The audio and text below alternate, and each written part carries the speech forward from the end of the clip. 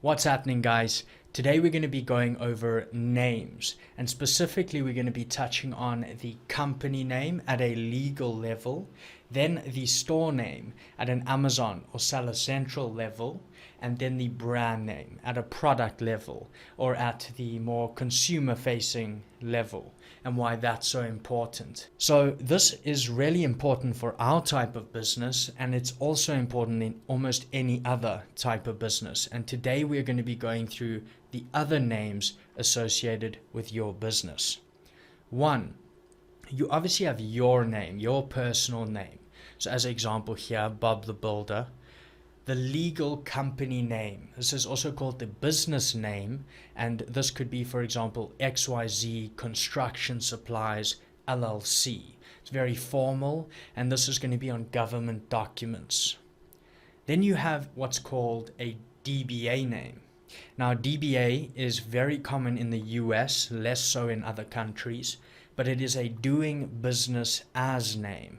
So it differs from the legal name that is actually registered and on government docs. This could be, for example, Bob's Building Supplies, much simpler, easier, more marketable. Then you have a store name. A store name could be Bob's Building Supplies. It could be similar to the DBA, or it could be just Bob the Builder. You can really make that up, and it can be anything that you want it to be. The brand names. So the brand names are very important. You will probably start with one, but again, these are going to differ. So in this example, it could be simply Build It, Plumber Pro, Easy Electrics. These could be product lines that you run underneath your business, but by no means would they match the legal name. They don't need to. Domain names. This one we all know about. This is simply going to be your brandname.com. It's very important for how we run the business model. Make sure this is your brandname.com. So to get more into this, I know there's a lot of questions on it, and we're going to go through each of these levels step by step so you're 100% confident moving forward with your business after this video. The company or business name. This refers to your legal entity's name. It's often going to end with a legal entity type. So it could end with LLC, it could end with LTD for limited companies, it could end with Corp in the case of corporations. It's your legal entity's name. It is used to formally identify you, and it's often on your government documents. It's entirely hidden from consumers. This is a very important point. They're never really going to know you by this name. From a marketing or customer facing perspective, it does not matter at all. So don't spend a lot of time trying to come up with just your legal entity's name. If you're registering a business, just go for it, because no one's really going to know what that name is. Again, you can always do DBAs, and remember, you're going to have the brand names, and those, which we'll get to later, are what customers will build a relationship with. Since the name's marketability is not a priority, don't spend time on it, and remember, this could be as simple as XYZ Trading. It could be really anything you come up with, and it does not need to be trademarked. Really importantly, some people get confused between the company name and the brand name. Company or business name does not need trademarking. So to get onto the DBA, now, as you can see, we're going to keep the DBA as part of point one because it's very, very related to your legal entity's name. So a DBA or trade name, and what this is. A DBA is a doing business as name. It's also known as a trade name. So if you hear that term, those two are interchangeable. So DBA is simply an additional layer in terms of the name you're going to use when conducting business. Some companies use this just to leave off that legal entity type from the end. For example, LLC or Limited or Corp. They want to remove that.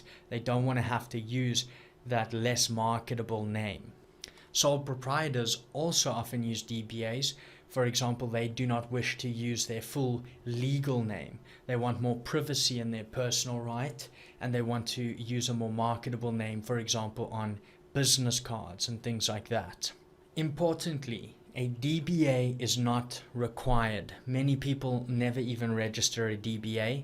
This is more common in the US, and so if you're not concerned with registering a DBA, if this makes no difference to you, don't worry about it. This is not required, and that is why this is part of point 1. For US company owners and those who do choose to go with a DBA, it's important to note that states may require that you register that DBA with them. So depending on where you live, check on this. And it's also very important to understand that a DBA, although this will give you rights to use that DBA, and it will therefore protect your DBA because others cannot then go and register it, it is not a trademark. Many sellers get confused between these two, whether or not a DBA is the same as a trademark. It is not. DBAs are in fact very easy to register, and trademarks are very difficult to register. Trademarks are also more expensive, but trademarks are going to give you far, far more protection over your brand name. So if you're in the position where you're thinking, well, my DBA would obviously be my brand name, because that's how I'm going to be operating. That's my doing business as name. I'm only building one brand, one line of products out. So my DBA is obviously going to be my brand name. That's absolutely fine. If you want to make your DBA the same as your actual brand name, that's cool. But make sure that you're not forgetting to trademark that brand name as well. Very, very important. 1, for legal reason, and 2, for on Amazon reasons and the benefits you can get through, for example, brand registry. So as a good example of a DBA, coming off of that, perhaps using your brand name as the DBA as well, here's an example. Kodak, which we all know very well, is actually the DBA of the legal company name Eastman Kodak Company. So here you can see how it is used in that sense, and this is 100% fine as well. Also do the trademark. So moving on from point 1, our company's legal name and perhaps a DBA, if you choose to do that, we get to the store name. Now the store name is important. This name, as you can see on screen, actually shows up on your listings, but it's very, very, very small. It's not very noticeable, and so many sellers don't mind what this is. They don't really care because they believe customers don't care what this tiny little name on the listing is.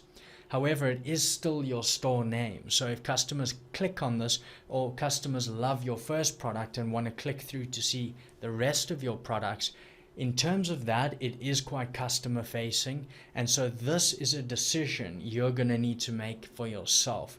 Sellers are split on this, and we're going to get more into this now. The first thing is that the store name is also known as the seller name. So if you hear those terms, remember those are just interchangeable, and this is the name that you will have on Seller Central. The nice thing about this name is that it is easily changeable over time. So don't stress too much over this. You can always go back and adapt this. It's not very noticeable, as we just touched on. It does not matter for trademarking purposes. To start, it does not matter what your store name is generally.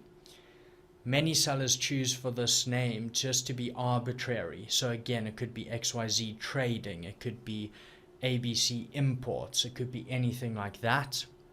But as we touched on now, some sellers, specifically sellers who are focusing on one brand and promoting one brand of products to one audience, one brand of products within their Seller Central account. So on Amazon, they only sell in one niche. Those sellers may choose to make the store name the same as the brand name that's on the physical products, and we'll get more into that just now. But that's something to keep in mind. If you're focused on just one niche and you're doing one brand on Amazon, then it could make sense to make the store name the same as your brand name, simply because it's a store only showing that brand of products. Think about it this way. If you were to go and purchase Nike products, would it add value for you if those products were also sold by Nike? If you feel that adds credibility, then why not? Why not make the store name the same as your brand name? But in general, don't get stuck on this. For starting, you can make this name anything at all, and remember, you can always go back and change it. Number 3 is the brand name. The brand name is the most important name. This is the one you want to spend a lot of time coming up with, and it's also one you're going to design logos for later and actually create quite an atmosphere around. Remember, this is the name you're going to physically affix to your products, and only this name. It's also therefore the one that customers are going to interact with. This is the one they're going to know you by. This is the one they're going to build a relationship with you off and on Amazon. So it's important to also think about getting this name as a .com domain name, as well as on social media platforms. You're going to create a presence and bring this name alive. Also, before trademarking a name, always double check it hasn't been already trademarked by someone else. Very important, and we get more into that later, but I'm just explaining to you so you know the roadmap. This is the name that is trademarked, used as a .com and on social media sites.